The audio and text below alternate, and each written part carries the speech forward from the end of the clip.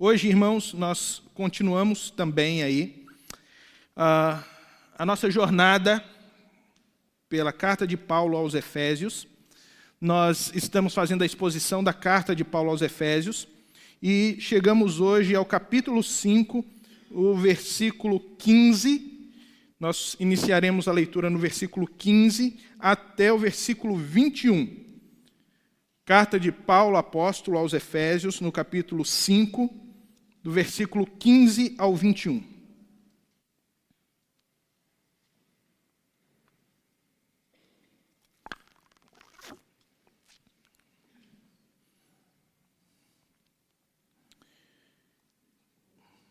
Carta de Paulo aos Efésios, o capítulo 5, versículos 15 a 21. Diz aí o texto: Tenham cuidado com a maneira como vocês vivem. Não seja como insensatos, mas como sábios, aproveitando ao máximo cada oportunidade, porque os dias são maus. Portanto, não sejam insensatos, mas procurem compreender qual é a vontade do Senhor. Não se embriaguem com o vinho que leva à libertinagem, mas deixem-se encher pelo Espírito, falando entre si com salmos, hinos e cânticos espirituais, cantando e louvando de coração ao Senhor, dando graças constantemente a Deus Pai por todas as coisas, em nome do nosso Senhor Jesus Cristo. Sujeitem-se uns aos outros por temor de Cristo. Até aí. Nós temos aqui uma passagem que é uma passagem extremamente poderosa, porque fala de uma das experiências mais fantásticas que a Igreja de Cristo pode experimentar na sua relação com Jesus, na sua experiência espiritual. Fala a respeito da plenitude do Espírito, do enchimento do Espírito. Oxalá se toda a Igreja de Cristo, se todos na Igreja de Cristo experimentassem esse enchimento do Espírito que Paulo está dizendo aqui, que Paulo está recomendando à Igreja. Paulo começa nos mostrando que precisamos agir de uma maneira muito específica, com muito cuidado, de uma forma muito criteriosa. O cristão, ele não trafega nessa vida de qualquer maneira. Ele não se permite ser moldado, ou ser contaminado, ser instruído pelo mundo à sua volta. Pelo contrário, ele tem uma prática muito específica. Ele tem um estilo de vida muito específico. Ele tem uma cultura própria. Ele tem uma visão de mundo particular. Ele tem uma visão de mundo, uma cosmovisão que é ampliada e é filtrada pelo óculos do Evangelho. O Evangelho nos ensina a nos relacionar com a vida e a formatar todas as áreas da nossa vida de acordo com o perfil que Cristo requer de nós. Quando nós somos expostos ao Evangelho de Jesus, e o Evangelho ele entra no nosso coração, ele nos faz perceber a vida sob uma nova perspectiva. Antes, nós tínhamos uma visão muito egoísta, muito egocêntrica, uma visão onde a vida tinha sempre a ver com as nossas próprias vontades, os nossos próprios sonhos, a nossa própria autorrealização. Porém, o Evangelho ele nos desafia a uma mudança de paradigma humano, a vivermos não mais para nós mesmos, mas agora vivermos para Deus, e viver para Deus significa viver para o próximo, significa encontrar o próximo na nossa jornada. O nome do outro passa de fato a fazer parte da nossa agenda, não apenas como alguém que nós podemos tirar dele algo que nos interessa, porque, na maioria das vezes, os nossos relacionamentos, os relacionamentos que nós construímos, eles são utilitaristas. Nós nos relacionamos com pessoas porque nós temos interesse nessas pessoas, e isso não é uma exclusividade que nós encontramos apenas fora da igreja. Me parece que essa realidade tem entrado muito forte dentro da igreja, e a igreja, hoje em dia, em muitos locais, tem se relacionado com a sua membresia, com as pessoas que frequentam, também com os mesmos interesses de usar, de abusar das pessoas e daquilo que elas nos oportunizam, mas esse não é o óculos do Evangelho. Essa não é a perspectiva de Jesus. Jesus nos ensina um outro caminho, nos ensina, na verdade, a contramão desse caminho. Por isso, para Paulo, é muito importante que nós tenhamos o cuidado com a maneira como nós vivemos. Então ele diz, tenham cuidado com a forma como vocês vivem. Vocês não devem viver de qualquer maneira.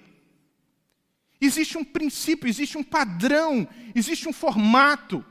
Qual é o formato? Qual é o padrão?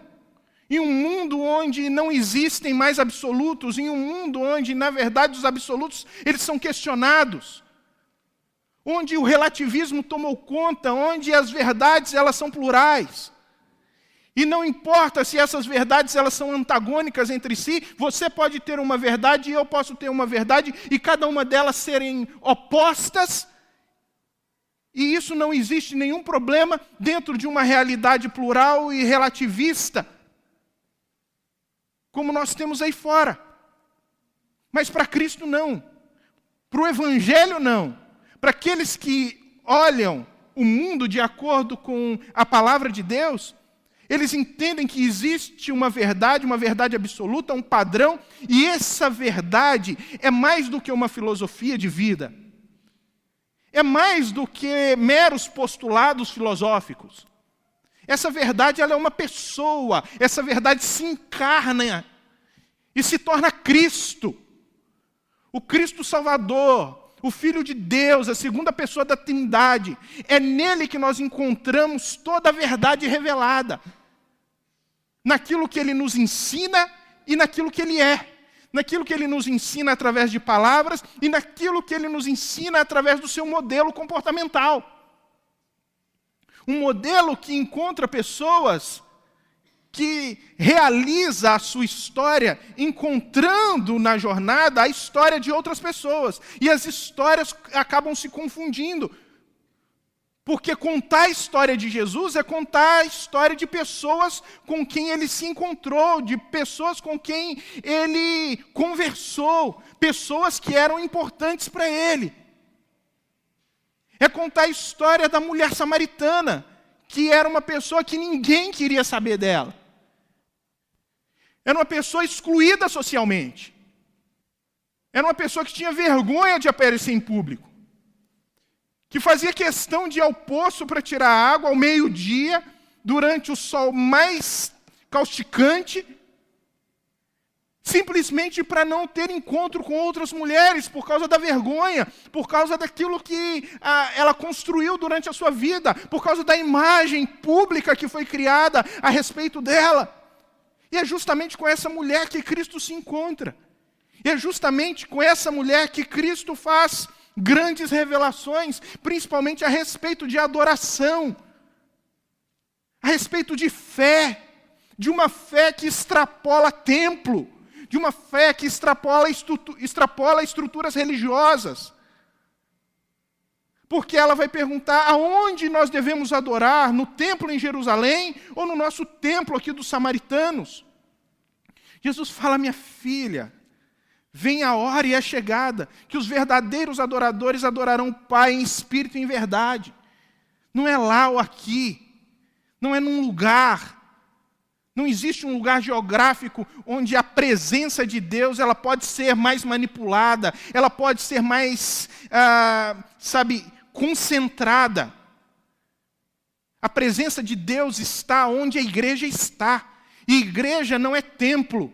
Igreja são pessoas. Igreja é o corpo. Igreja é a unidade do corpo de Cristo. Igreja se constrói através dos nossos relacionamentos. E é justamente nessa igreja que o Espírito de Deus se manifesta, que o Espírito de Deus enche, que o Espírito de Deus derrama dons. É nessa igreja e através dessa igreja que Deus manifesta a sua glória ao mundo. Que Deus manifesta toda a sua sabedoria ao mundo, mostrando ao mundo que Ele é esse Deus Salvador. Então, não andem de qualquer maneira, não vivam de qualquer maneira. Vivam de acordo com aquilo que Cristo nos ensinou. Esse é o princípio paulino. Vivam de acordo com tudo aquilo que ele disse até agora. Viva de acordo com todas as riquezas que Deus um dia já derramou sobre a sua vida, salvando, adotando você, justificando você, transformando o seu coração. Riquezas não são bens materiais. Na consciência de Paulo, riquezas não são construções materiais que o homem pode desenvolver ao longo da sua jornada, mas é a graça de Deus que concede ao homem os bens espirituais e que ele se apossa desses bens por meio da fé, para ter uma vida diferente. E aí essas pessoas são integradas à igreja, porque para Paulo, a vida do corpo de Cristo é algo extremamente importante. Ele olha a beleza do corpo de Cristo, como Deus integra pessoas tão diferentes. Na cabeça de Paulo, judeus e gentios, povos diferentes são unidos. Antes eram inimigos, agora são unidos em Cristo como um corpo só. Aqui na nossa igreja, pessoas que nunca se conheceram antes são integradas em um mesmo corpo, em um relacionamento, tendo em comum, às vezes, simplesmente a pessoa de Cristo. Isso é suficiente. Você sai daqui e vai para o outro lado do mundo, e chega do outro lado do mundo, você não fala a mesma língua, você não tem a mesma cultura, você diverge, às vezes, de algumas práticas, mas a integração do corpo e a proximidade, a unidade mística, que parece que nos une, é mais forte do que tudo aquilo que nos separa. E nós nos encontramos e nos percebemos profundamente envolvidos em relacionamento, independente do local onde estamos, porque essa poderosa ação de Deus na igreja, ela acontece como uma bênção de Deus para o seu povo. Então, Paulo vai dizer, olha, não vivam como insensatos, não sejam insensatos, façam a leitura correta da vida. Uma pessoa sem a sensatez, sem a capacidade de fazer uma avaliação correta a respeito das coisas ao seu redor, ela vive em erro. Ela vive cometendo falhas que vão prejudicá-la e prejudicar todos aqueles que estão à sua volta. Então, o sensato é aquele que consegue realmente olhar e fazer a leitura da vida de acordo com como ela é, com o pé no chão. O que Paulo está mandando aqui os Efésios é: façam a leitura do mundo, de fato, como o mundo acontece. Porque tem muitas forças, muitos poderes que tentam convencer você de que a vida é melhor do outro lado sem Cristo. De que a vida é melhor em uma outra estrutura de pensamento, em uma cosmovisão diferente. Existem forças o tempo inteiro que começam a fazer propostas para você a respeito de uma vida diferente daquela proposta por Cristo. E isso acontece muito hoje em dia. As pessoas, elas estão acreditando que a vida com Cristo, a vida espiritual, a caminhada cristã, ela pode ser experimentada nas mesmas condições relativistas que o mundo está vivendo. Então, cada pessoa está falando, não, eu vivo a minha fé do meu jeito. Eu vivo a minha experiência com Cristo do meu jeito.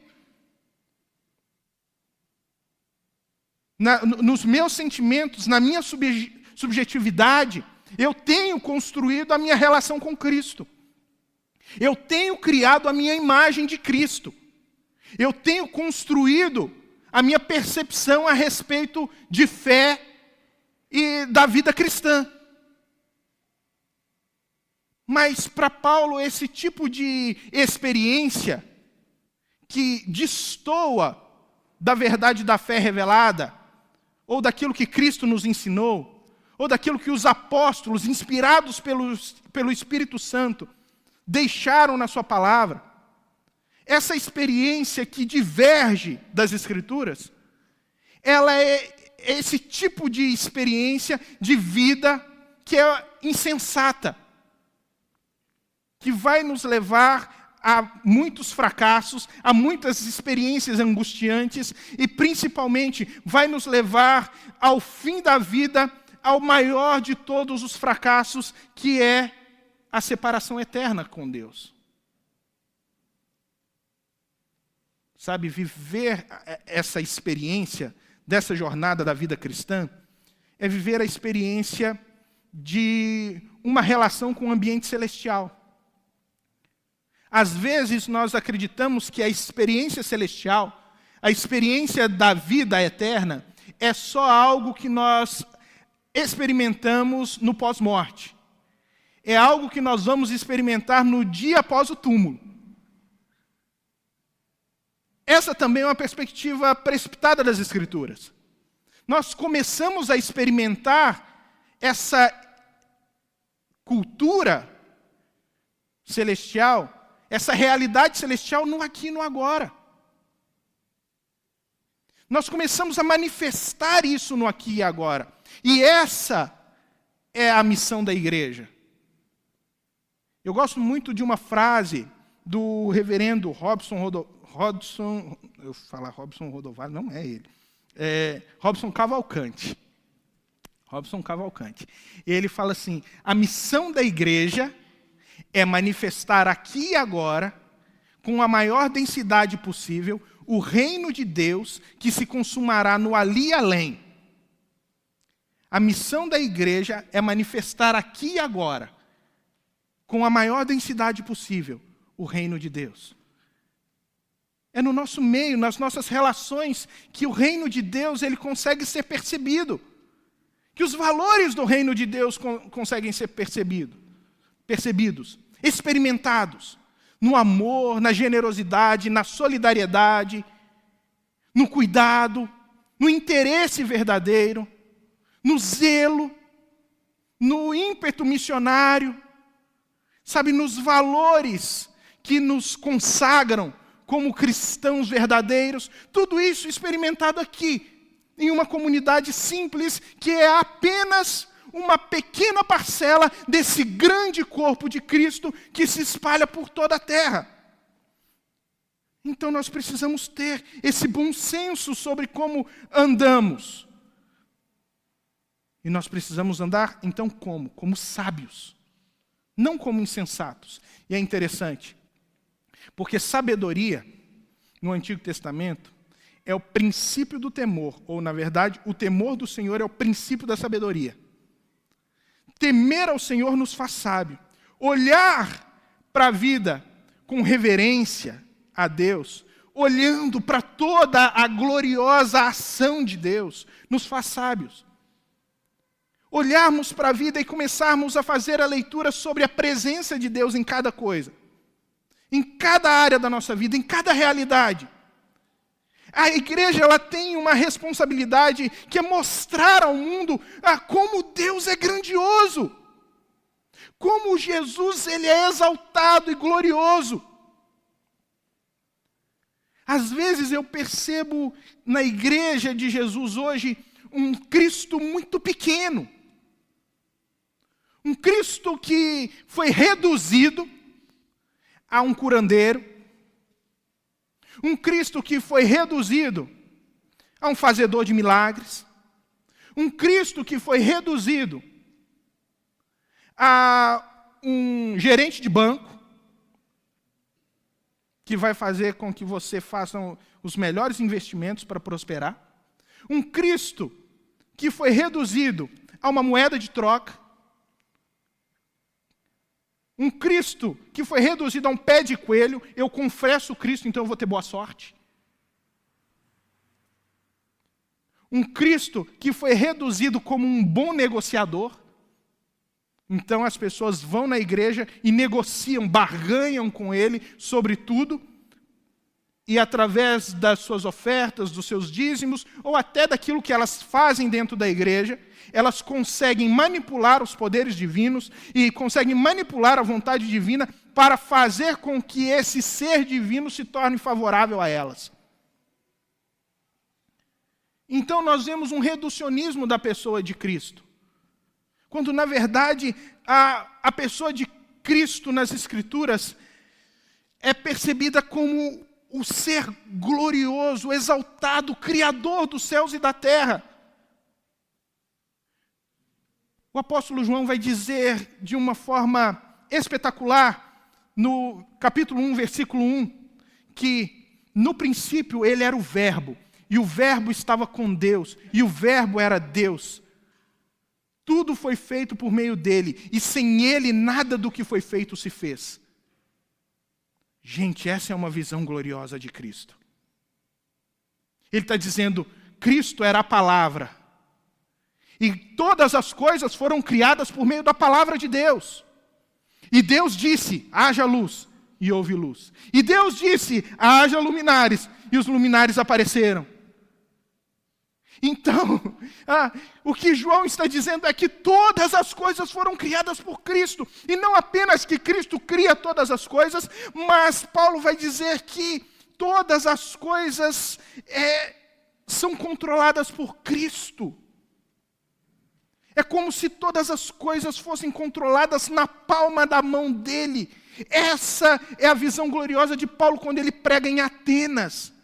Ele vai dizer, nele nós nos movemos, existimos e respiramos. Tudo que existe está na mão dele. É nele. É como se toda a existência, todo o cosmos, todo o universo, cada galáxia estivesse sendo construída e controlada pelo poder de Deus.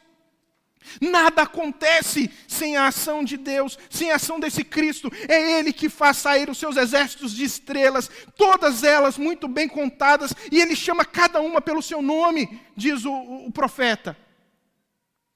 Nenhuma folha cai de uma árvore sem que Ele permita. Nenhum fio de cabelo cai da nossa cabeça sem que Ele permita. Ele tem permitido muitas coisas a meu respeito.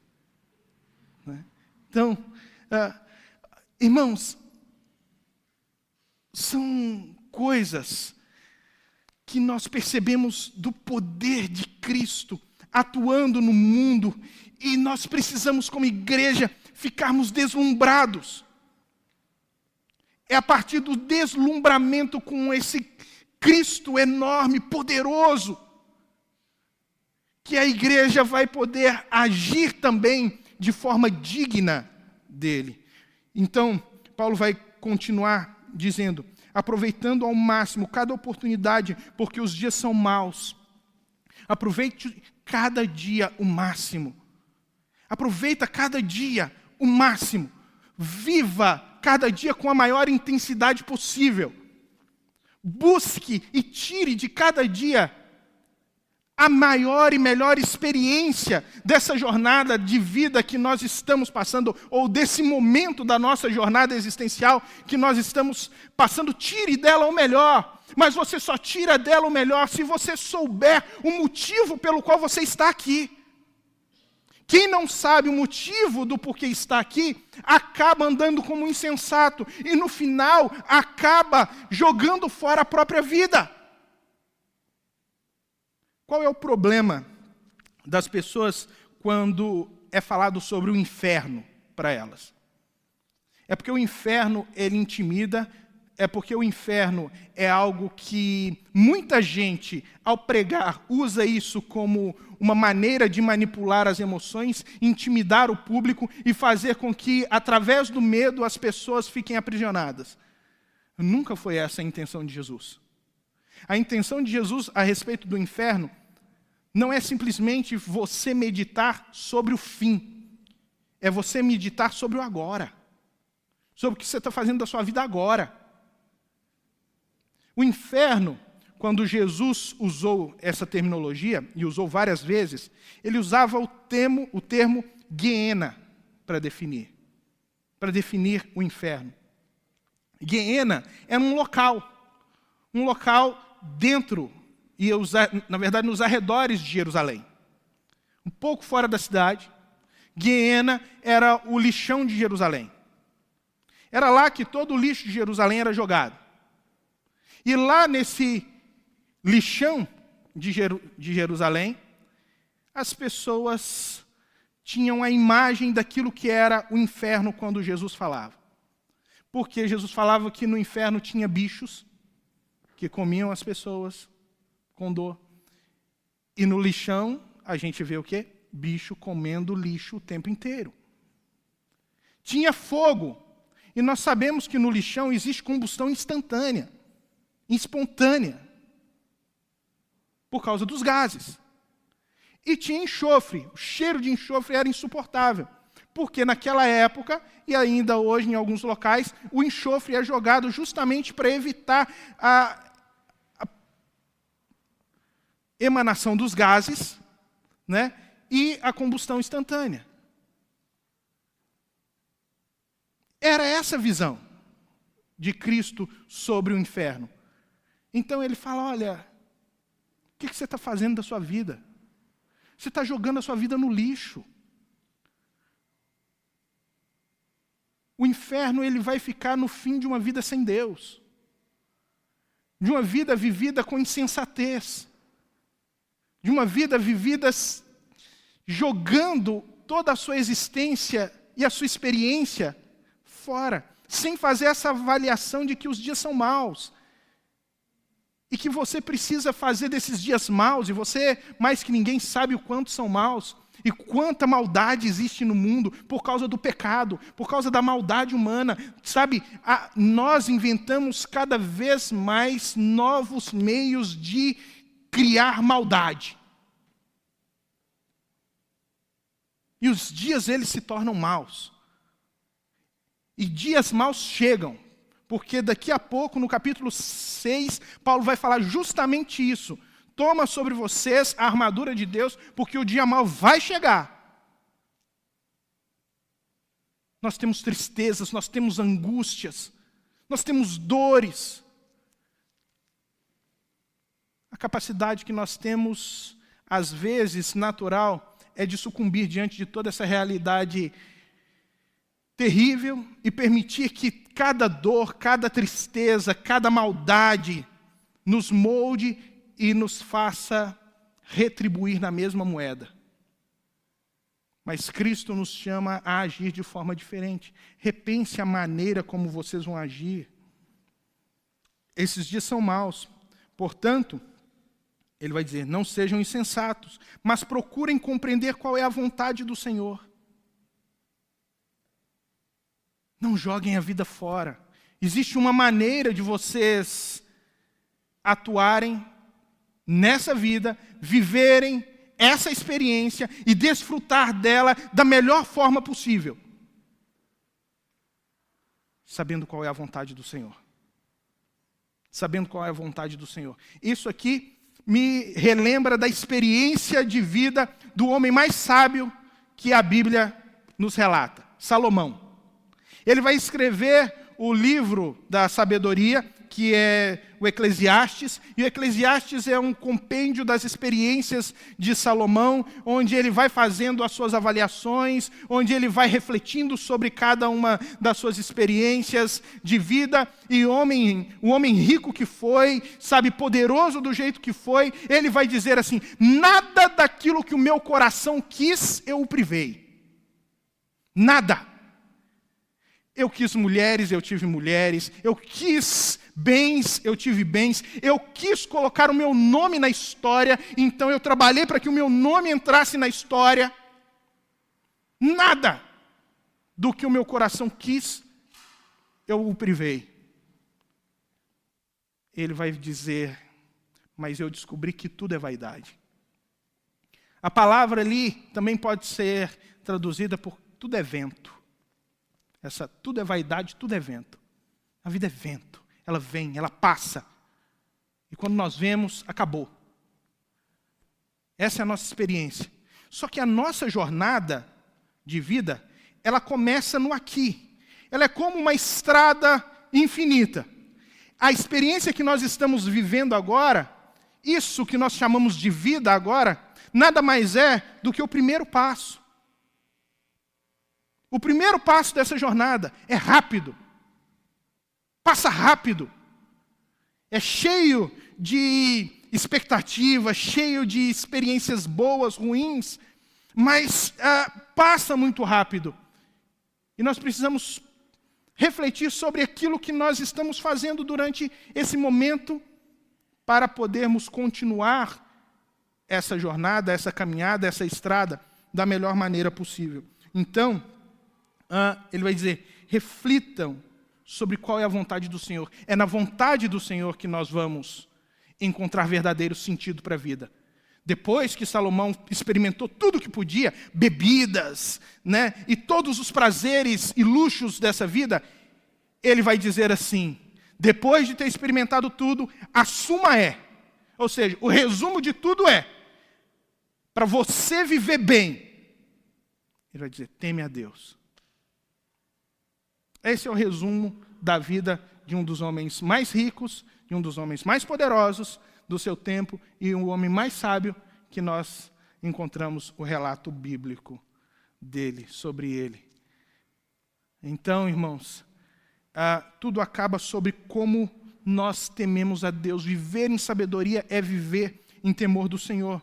E aí Paulo vai dizer, não se embriaguem com o vinho, o qual leva à libertinagem, mas deixem-se encher pelo Espírito.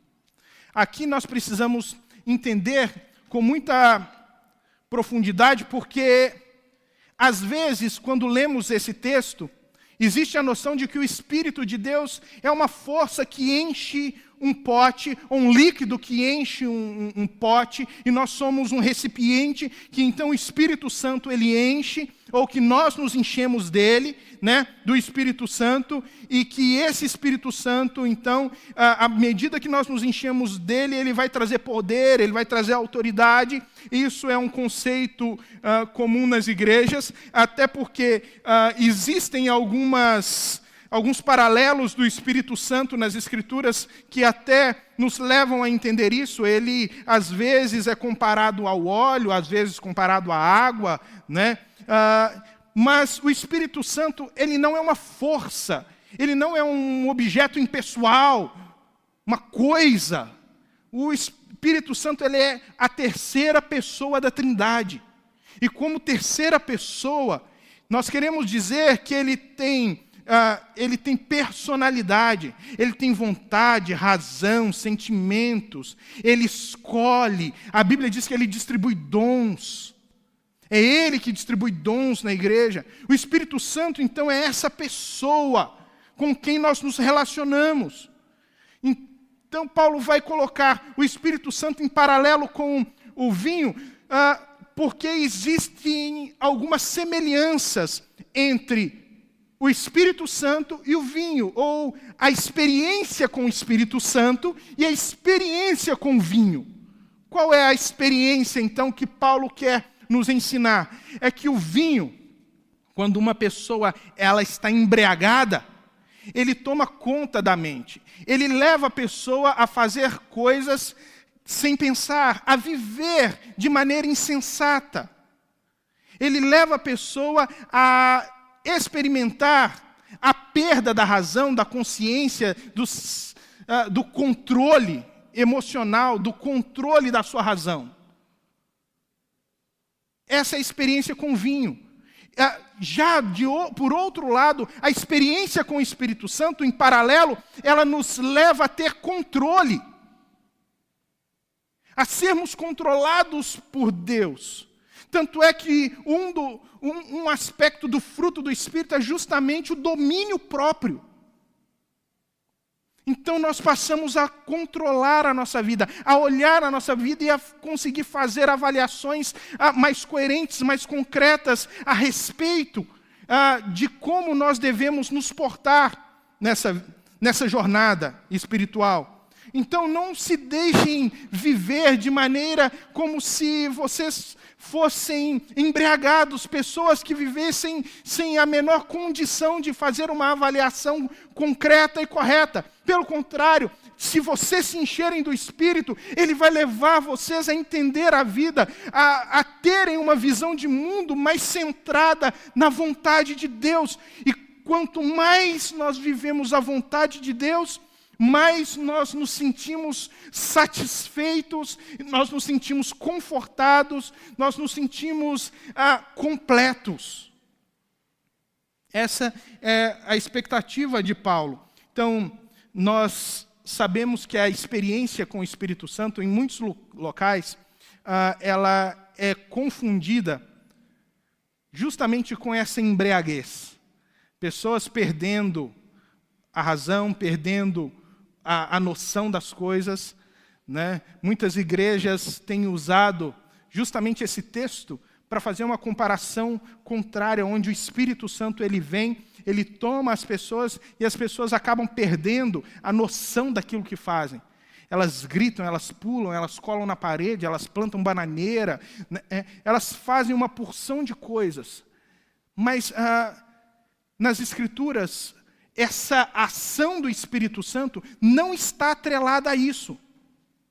Ser cheio do Espírito Santo não quer dizer que as pessoas vão fazer essas coisas.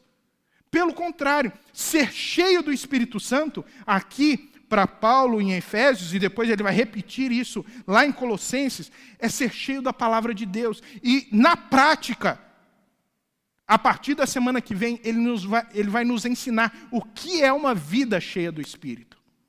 Aí ele vai falar, você quer uma vida cheia do Espírito? Tem certeza que você quer uma vida cheia do Espírito? Sujeitem-se uns aos outros. Quer uma vida cheia do Espírito? Esposa, sujeite-se cada um ao seu marido. Quer uma vida cheia do Espírito? Marido, ame a sua mulher como Cristo amou a igreja. Quer uma vida cheia do Espírito? Pais, não irritem os vossos filhos. Quer uma vida cheia do Espírito? Filhos, honrem os pais de vocês. Quer uma vida cheia do Espírito? Patrões, cuidem bem dos seus funcionários. Quer uma vida cheia do Espírito? Funcionários, honrem os seus patrões e trabalhem para eles como se estivessem trabalhando para Cristo. É nos nossos relacionamentos que essa ação poderosa do Espírito Santo, ela ganha concretude e mostra ao mundo que através das nossas relações, do nosso amor, Cristo é real, Cristo é verdadeiro. Jesus não fala, olha, as pessoas vão conhecer vocês como meus discípulos quando vocês orarem e mortos ressuscitarem. Tomara que isso aconteça. Mas isso não define você como servo de Cristo. Não mesmo. Você pode fazer muitos milagres. Isso não define você como servo de Cristo. O que define você como servo de Cristo são relacionamentos. Ele vai dizer, quando vocês se amarem uns aos outros, as pessoas conhecerão que vocês são meus discípulos. Não é só um relacionamento de amor que nós desenvolvemos apaixonadamente por uma outra pessoa, mesmo que sejam os nossos amigos. Por maior carinho que tenhamos por eles, o nosso amor como igreja, ele é emprestado, ele vem de Cristo, passa por nós e alcança outras pessoas. Ele precisa ser reflexo. Nós amamos a Cristo e então esse reflexo do amor enche a vida das pessoas. É por isso que Jesus vai dizer que um dia, quando ele for separar as pessoas, os bodes das ovelhas, muitos vão chegar para ele e falar, Senhor, Senhor, em teu nome nós expulsamos demônios, em teu nome nós fizemos milagres, em teu nome nós fizemos isso, aquilo outro. E ele vai dizer para as pessoas, se apartem de mim, eu não conheci vocês, eu não tive relacionamento com vocês. A questão não é o que vocês fazem, a questão é como vocês se relacionam comigo.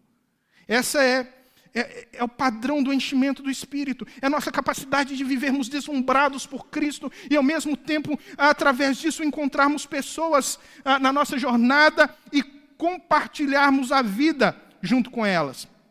Então, Paulo vai dizer aqui, como que vocês fazem isso? falando entre si com salmos e hinos e cânticos espirituais. Fala um com o outro aquilo que edifica. O que você conversa? O que você tem conversado com as pessoas? Você se reúne só para falar mal de outra pessoa? O que toma conta do momento da conversa?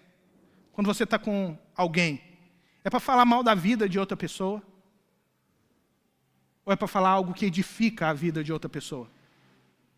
É para roubar a vida ou para gerar a vida? Aí está o grande diferencial. Fala sobre coisas espirituais. O que é cânticos espirituais? O que é cantar, estar junto, celebrar? Não é você ter uma revelação de um cântico espiritual. É simplesmente você falar, conversar ou cantar a respeito daquilo que é doutrinariamente correto, aquilo que a Bíblia nos ensina. Todas as vezes que eu aplico isso nos meus relacionamentos, ou num cântico que nós, como comunidade, estamos juntos participando dele, esse cântico é um cântico espiritual. Porque ele é fiel às Escrituras Sagradas. Ele vai dizer, cantando e louvando de coração ao Senhor. Cantando e louvando de coração ao Senhor. Juntos, cantemos, louvemos, adoremos ao Senhor, juntos, como corpo de Cristo. Cultuando, nos relacionando com Ele e com nós mesmos. É o que nós vamos fazer daqui a pouco com a ceia. A ceia é justamente isso, irmãos. A expressão máxima do cristianismo, onde nós estamos na mesa do Pai e pegamos o cálice e dizemos, nós temos relacionamento com o Senhor e temos relacionamento uns com os outros. Essa é a ceia. Então ele vai dizer, dando graças constantemente a Deus Pai por todas as coisas, em nome do nosso Senhor Jesus Cristo. Ele vai ensinar um outro valor. Você só consegue se relacionar com Deus e com as pessoas. Você só consegue fugir dessa nossa tendência e dessa nossa natureza pecaminosa de ver tudo como oportunidade de tirar do outro, de abusar do outro. Essa nossa natureza pecaminosa, egoísta, que só pensa em nós mesmos. Se você aprender um outro valor do cristianismo, relacionamento só se constrói de fato, numa perspectiva bíblica, se você se tornar uma pessoa grata. Se você aprender o que é gratidão. Se você entender o que Cristo fez por você, na cruz do Calvário, morrendo, tomando o seu lugar. Essa é a mensagem do Evangelho. Não é aquilo que Ele vai fazer por você, é aquilo que Ele já fez por você. É o poder que dimana da cruz de Cristo.